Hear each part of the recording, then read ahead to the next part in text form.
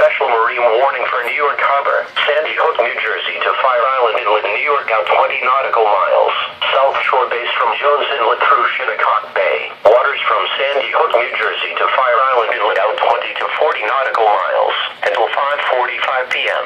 At 4:15 p.m., Doppler radar indicated a line of strong thunderstorms, capable of producing winds to 40 knots, located along the line extending from near Upper New York Harbor to 18 nautical miles west of Silverton, moving east at 20 knots.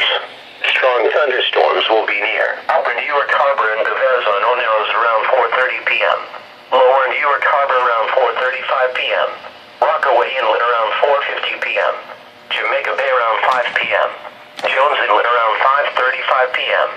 Fire Island Inlet around 5:45 p.m.